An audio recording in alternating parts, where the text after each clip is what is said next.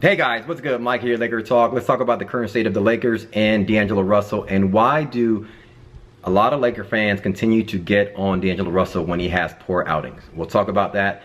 I'll give you my point of view from my side, and hopefully it makes a little sense. It has nothing to do with just a poor shooting game or a poor scoring game, but a lot to do with effort.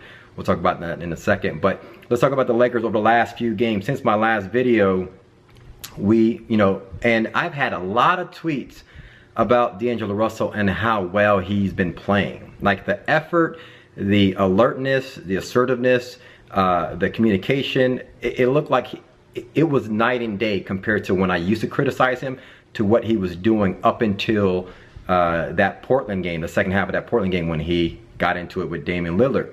Okay, prior to that, he was this new person. Everyone was talking about it in the media. Luke Walton was talking about the fact that there's something that he's doing in his training, and that's brought out this new side of D'Angelo Russell. So it was for good reasons why we were all shocked at this newfound energy that D'Angelo Russell was putting out. And then over the last few games, he kind of fell back into the old D'Angelo Russell. So let's talk about that. But over the last few games, Lakers were playing really well. He even came out in that Portland game and was D'ing up Damian Lillard. Yes, Damian Lillard was having a poor game, and D'Angelo Russell was on the verge of having a triple-double, it seemed like. He had like 7, 6, and 6 like in the first half, right?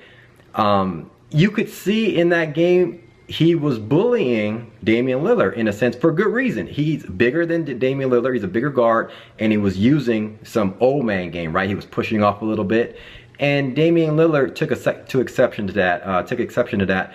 And he was looking. Damian Lillard was looking at the refs, like, refs, you got to call that, right? And the refs did call a charge, a push off on D'Angelo Russell. And then in the second half, you could see D'Angelo Russell kind of like, standing up to him, kind of like did poke out his shoulder a little bit if you watch that replay. And Damian Lillard took exception. They're about to get into a squabble, and Damian Lillard goes off, okay, for like 11 points, and his team rallies around him. They beat us up in the second half, and from that point on, D'Angelo Russell has been shooting poorly, it seems, and every single quarter, like, it seems like he's not as engaged, right? I don't know what it was. Was it that moment?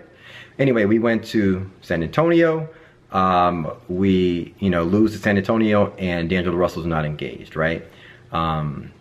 We come back to Staples Center, play the Clips yesterday, and we lose to the Clippers. It's not that we lost. It's not that D'Angelo Russell is having a poor shooting game, which he is shooting poorly over the last few games now. It's not that. It's the effort, right? D'Angelo Russell, we know D'Angelo Russell now has the talent and the skill to put up good numbers, okay? I was one of the, okay, so let's talk about why do Laker fans get on D'Angelo Russell. We got to go back. I keep repeating this. When D'Angelo Russell was drafted by the Lakers, he wasn't the overall consensus, right, by Laker fans.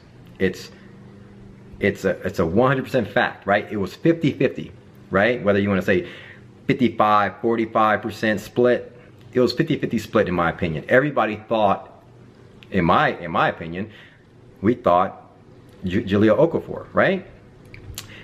And so that's one reason. There's a big bias about Laker fans. But if you fast forward, D'Angelo Russell was actually a better pick than Jahlil Okafor. I'll be the first to admit Jahlil Okafor hasn't stood up to his level of play on what I expected of him. When I see him play, he's lazy. He's doesn't put in the effort. He doesn't go 100% all out. So if the fact that I wanted Jahlil Okafor, I would still be getting on Jahlil Okafor by his laziness, by the play that he's been putting out. Right? He's more than capable of putting up 20 and 10.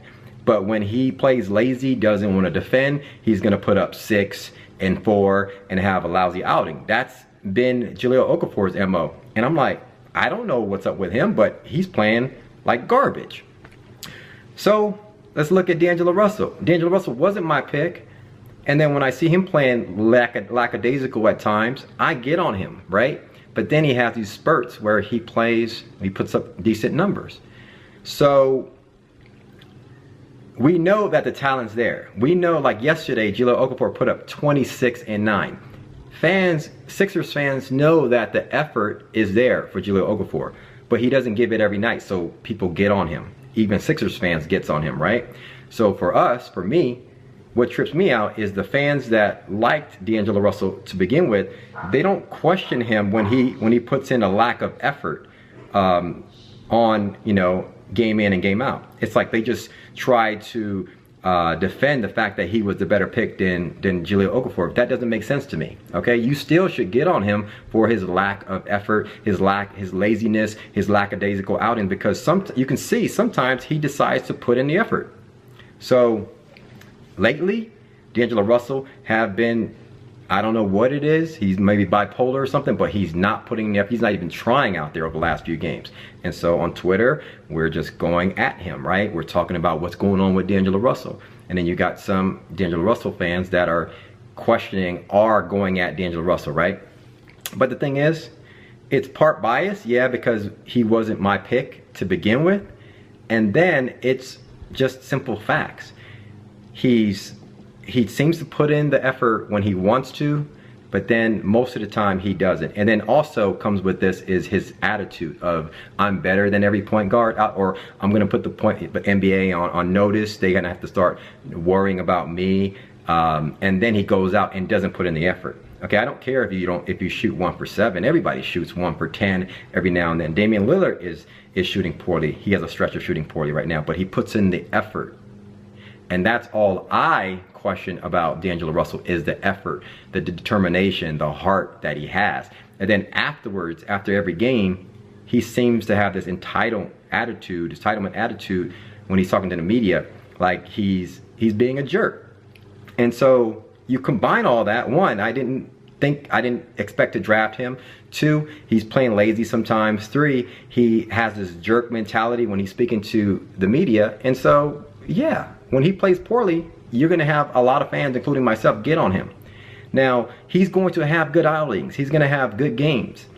Like today, we play Detroit Pistons right at home. He's coming off, 3 bad games or whatever. He's going to probably have a good, decent game at home. He's going to be comfortable. The question is, you got to hold him accountable when he doesn't. It's something to do with effort. It's not about age. Okay, it's not about age. Yeah, it is age, but in the sense that we shouldn't use that as an excuse, is my opinion. We shouldn't use that as an excuse when he plays lackadaisical and just say, oh, chalk it up. Oh, he's 20, But listen, Brandon Ingram is 19, but he goes out there, doesn't have the shooting ability that D'Angelo does, but he gives 100% effort every single game. And he doesn't talk like he's the best guy in the world and comes out and give lackadaisical effort. He goes out there and tries his best every single night. We're not getting that from D'Angelo, and we gotta hold him accountable. I think he's gonna have a good game today at home, but when he doesn't, we gotta hold him accountable, in my opinion.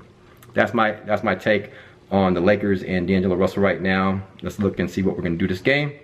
Hit me up in the comments below. Let me know your thoughts. Thanks for commenting, liking, subscribing, and follow me on Twitter at MikeSportsLA. Talk soon, guys. Peace.